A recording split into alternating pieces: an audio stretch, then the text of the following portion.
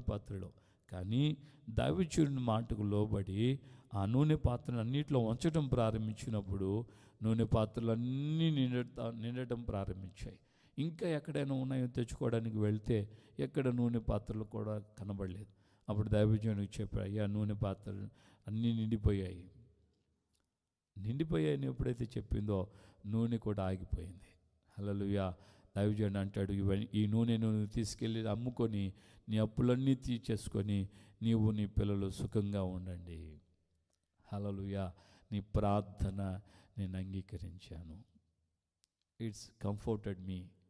Especially ఈ యొక్క వాగ్దాన కూడికలో ఈ మాట నన్ను ఆదరించింది. నీ ప్రార్థన నేను అంగీకరించాను. దాని అర్థం నేను నీ మనవి విన్నాను, ఆలకించాను. నీ ప్రార్థన ప్రకారంగా నువ్వు కోరుకున్నట్లుగా నేను నీకు చేస్తాను.